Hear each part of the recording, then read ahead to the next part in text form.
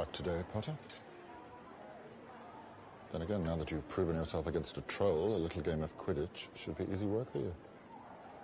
Even if it is against Slytherin.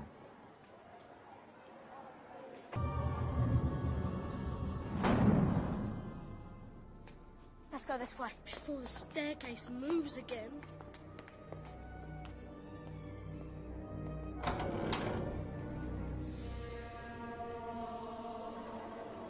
Does anybody feel like we shouldn't be here? We're not supposed to be here. This is the 3rd floor. It's forbidden.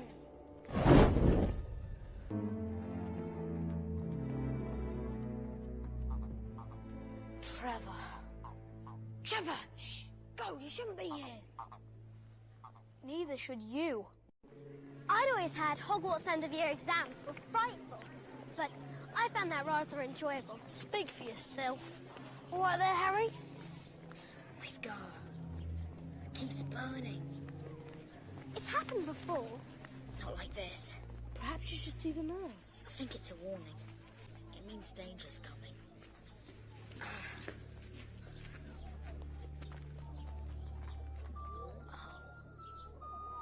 Of course. What is it?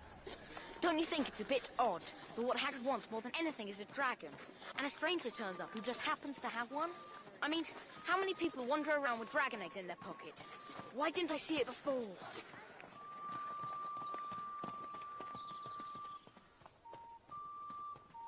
Hagrid, who gave you the dragon egg? What did he look like? I don't know. I never saw his face. He kept his hood up. This stranger, though, you and he must have talked. Well, he wanted to know what sort of creatures I looked after. I told him. I said, after Fluffy, a dragon's going to be no problem. Did he seem interested in Fluffy? Well, of course he was interested in Fluffy. How often do you come across a three-headed dog, even if you're in the trade? But I told him, I said, the trick with any beast is to know how to calm him. Take Fluffy, for example.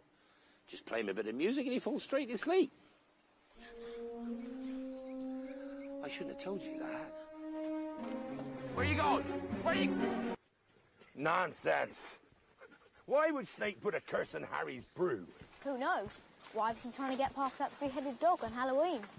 Who told you about Fluffy? Fluffy. That thing has a name. Well, of course he's got a name. He's mine. I bought him off an Irish feller I met down the pub last year. Then I lent him to Dumbledore to guard the... Yes? Shouldn't have said that. No more questions. Don't ask any more questions. That's top secret, that is. But Hagrid, whatever Fluffy's guarding, Snape's trying to steal it. Codswallop. Professor Snape is a Hogwarts teacher. Hogwarts teacher or not, I know a spell when I see one. I've read all about them. You've got to keep eye contact, and Snape wasn't blinking. Exactly. Now you listen to me. All three of you. You're meddling in things that ought not to be meddled in. It's dangerous. What that dog is guarding is strictly between Professor Dumbledore and Nicholas Flamel. Nicholas Flamel? I shouldn't have said that. I should not have said that. I shouldn't have said that. Nicholas Flamel. Who's Nicholas Flamel? I don't know.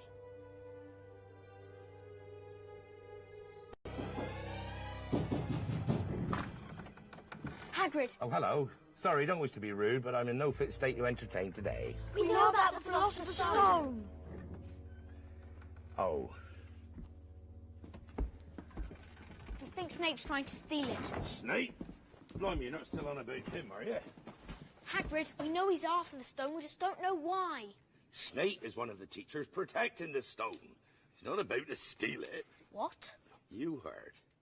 Right, come on now. I'm a bit preoccupied today. Wait a minute.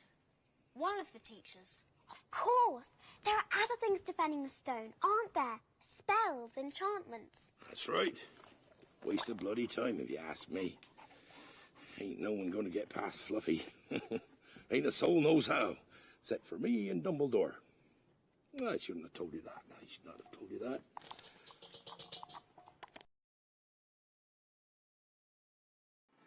Yeah, I guess you all loved the video clip. Now, try to remember the structure used in the video clip we have seen.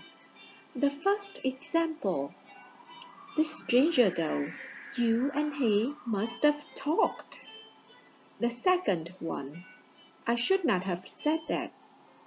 The third one, I shouldn't have said that. And the last one, I shouldn't have told you that. Now, pay attention to the structure. What are must and should? Yes, they are modal verbs. And the new structure today, we've got modal verb and have and past participle. It's also our lesson today. We will find out how to use the perfect modals. Some are confused between perfect modals and perfect. Actually, perfect modals are not perfect, but they are called that because they use a modal verb.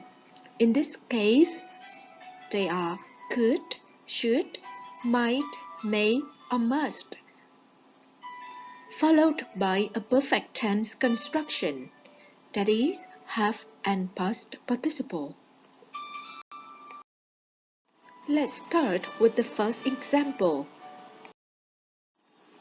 I should have told you that. What does it mean? It means that telling the kids the truth wasn't a good idea, but Harold did it anyway. He did tell the kids the truth about the dragon. Now, answer the question. When do we use the modal perfects with after and should? Yeah, when we want to give the others advice for the past events. You did that. Of course, you shouldn't have done that.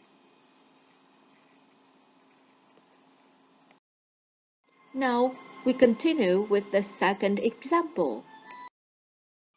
This stranger though, you and he must have told. What does it mean in that situation? Yeah, Harry is so sure that Harold and the stranger did talk about the dragon. He shows a great deal of certainty it happened, but there's still some doubt in his mind. He's not 100% certain.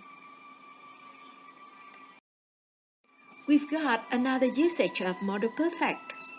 So, in order to show the past speculations or past deductions, we use the structure. When we are so sure of the possibility of the past events, we use must, may, might, could with have and past participle. When we are so sure of the impossibility of the past events, we use can't, may not, might not, or could not, and have with past participle. Pay attention to the arrow of the probability of the events or the degree of certainty about the past events. When we are least certain of the possibility or impossibility of the events, we use could or could not. Now, let's move on to the third example. Hi, toys! Hi, toys!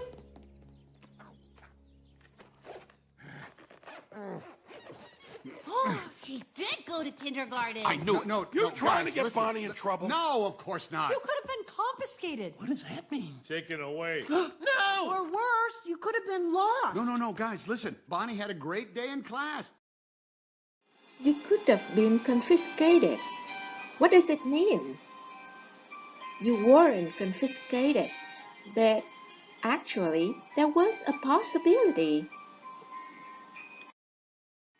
Or words, you could have been lost. What does it mean in this context? It means that you weren't lost, but there was a possibility. So, if we want to mention the possibility of the past events, we can use modal perfects. Here, we can use must, may, might, could with have and past participle. Or in a negative way, can't, may not, might not, could not with have and past participle. Let's continue with the fourth example. Michael, do you remember when we first met and we went to that horrible part of town to buy you those dreadful clothes? And I was a little bit scared and you told me not to worry about it because you had my back. Do you remember that? Yes, ma'am. And if anyone tried to get to me, you would have stopped them, right? And when you and SJ were in that car wreck, what did you do to the airbag? Stopped it? You stopped it. You stopped it. This team is your family, Michael. You have to protect them from those guys, okay? Listen. Okay. Tony here's your quarterback, all right? You protect his blind side. When you look at him, you think of me, how you have my back, how you have his, okay? All right. Let's examine the example. And if anyone tried to get to me, you would have stopped them, right? Now, look at the time and the situation. The time is the past, and the situation is hypothetical. So, when we want to show the unreal situation in the past, we can use type 3 of conditionals, and the structure of modal perfects is used for the main cause. Now, get inspired by these examples. Let's compare the two following sentences. The first one. I didn't need to buy the book because our school provided it for us. The second one. I needn't have bought the book because our school provided it for us. So, what is the difference between the two? In the first situation, I did not buy the book because it was not necessary. Whereas, in the second situation, I bought the book, but it was not necessary at all. In the first case, we didn't do the action because it was not necessary. So we use the structure didn't need to and bear verb. By contrast, we did the action, but it was not necessary. We use the structure needn't have and past participle. The modal perfect is used here. We want to talk about the necessity or unnecessity of something that happened in the past. We can use need, or need not, or needn't, and have and past participle. It's time for practice. Now let's play with the new structure.